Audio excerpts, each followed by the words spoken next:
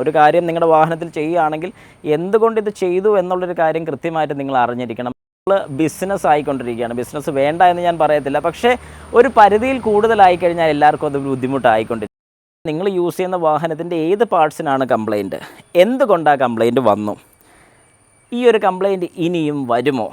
Hi നമസ്കാരം, ഞാൻ Rakesh M G ടിപ്സിലേക്ക് എല്ലാവർക്കും സ്വാഗതം. എല്ലാവരും സുഖമായിട്ടിരിക്കുന്നു വിശ്വസിക്കുന്നു. ഇന്ന് ഞാൻ പറയാൻ വന്നിരിക്കുന്ന ഒരു കാര്യം എന്ന് പറഞ്ഞാൽ, നമ്മൾ പലപ്പോഴും വാഹനം സർവീസിന് കൊടുക്കുന്ന സമയത്ത് നമ്മൾ ഫേസ് ചെയ്യുന്നൊരു കാര്യം, ഫേസ് ചെയ്യുന്നൊന്നും പറയാൻ പറ്റത്തില്ല, എന്നാലും നമ്മൾ മിക്കവാറും നമുക്ക് അനുഭവം ഉണ്ടായിട്ടുള്ളൊരു കാര്യം എന്ന് പറഞ്ഞാൽ, പലപ്പോഴും നമ്മൾ സർവീസിന് കൊടുത്ത് വീട്ടിൽ വന്ന് കഴിയുമ്പോഴത്തേക്കും കുറച്ച് കഴിയുമ്പോഴത്തേക്കും നമുക്കൊരു കോൾ വരും, നമ്മുടെ വാഹനത്തിൻ്റെ സർവീസ് നടന്നുകൊണ്ടിരിക്കുകയാണ്, ഇന്ന പാർട്സിന് കംപ്ലയിൻ്റ് ഉണ്ട്, അത് മാറിയേ പറ്റത്തുള്ളൂ.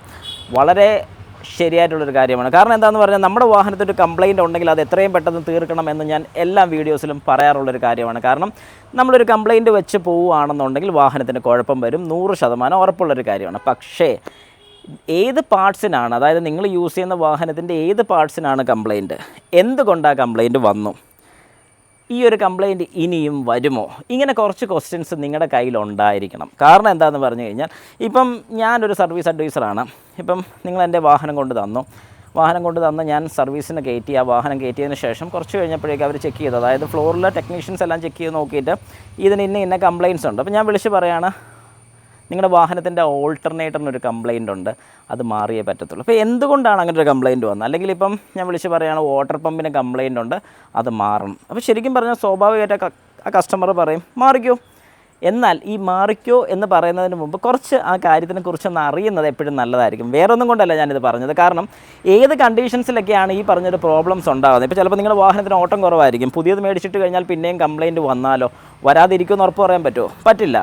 എന്തുകൊണ്ട് ഈ കംപ്ലയിൻറ്റ് വന്നു, എങ്ങനെയാണ് ഈ കംപ്ലയിൻറ്റ് ഇനിയും വരാൻ സാധ്യതയുണ്ടോ, ഇത് മാറിക്കഴിഞ്ഞാൽ പുതിയത് മാറുന്നതാണോ റിപ്പയർ ചെയ്യുന്നതാണോ നല്ലത്, ഇങ്ങനെ കുറച്ച് ക്വസ്റ്റ്യൻസ് നിങ്ങൾക്ക് ചോദിക്കാൻ സാധിക്കും. ഇത് വേറൊന്നും കൊണ്ടല്ല ഞാൻ പറഞ്ഞത്, നമുക്ക് നമ്മുടെ വാഹനത്തിനെക്കുറിച്ചൊരു ഐഡിയ ഉണ്ടായിരിക്കണം.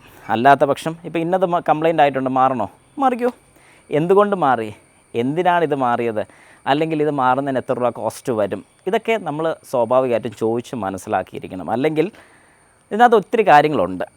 അപ്പം ഞാൻ പറയുന്ന എല്ലാവരും, വാഹനം ഉപയോഗിക്കുന്ന എല്ലാവരും ഈ കാര്യം കൃത്യമായിട്ട് മനസ്സിലാക്കിയിരിക്കണം. കാരണം നിങ്ങളുടെ വാഹനം സർവീസിന് കൊടുക്കുന്ന സമയത്ത് ആ സർവീസിൻ്റെ പീരീഡിൽ എന്തൊക്കെയാണ് റീപ്ലേസ്മെൻറ്റ് ചെയ്യേണ്ടത്. ഇപ്പം ശരിക്കും പറഞ്ഞൊരു എക്സാമ്പിൾ ഞാൻ പറഞ്ഞുതരാം. ഒരു സ്വിഫ്റ്റ് തന്നെ നമുക്ക് എടുക്കാം, ഒരു 4ാമത്തെ വർഷത്തെ സർവീസ്, അല്ലെങ്കിൽ 40,000 കിലോമീറ്ററിൻ്റെ service. Engine oil, coolant, brake fluid, fuel filter, air filter, spark plug, ഇത്തരം കാര്യങ്ങൾ റീപ്ലേസ് ചെയ്യണം. AC ഫിൽറ്ററും ഇത്തരം കാര്യങ്ങൾ നമ്മൾ റീപ്ലേസ് ചെയ്യണം. ഇതല്ലാതെ ഇതിൽ കൂടുതലൊരു പാർട്ടും കൂടെ മാറണമെന്നുണ്ടെങ്കിൽ കസ്റ്റമർ അറിഞ്ഞിരിക്കണം, കസ്റ്റമറോട് കമ്മ്യൂണിക്കേറ്റ് ചെയ്തിരിക്കണം, കസ്റ്റമർ അപ്രൂവലും കൊടുക്കണം.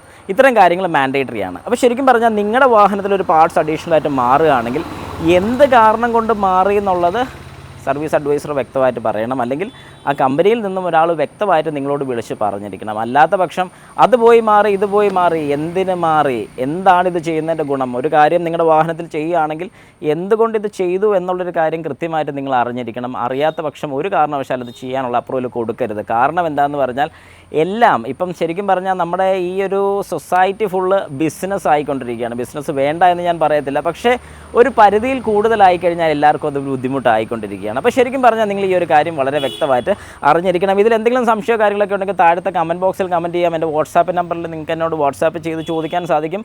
ഇതിനും ഞാനൊരു ഓപ്പർച്യൂണിറ്റി തരികയാണ്. അപ്പോൾ ധൈര്യമായിട്ട് നിങ്ങൾക്ക് ഇങ്ങനെ എന്ത് സംശയം ഉണ്ടെങ്കിലും എന്നോട് ചോദിക്കാൻ സാധിക്കുന്നതാണ്.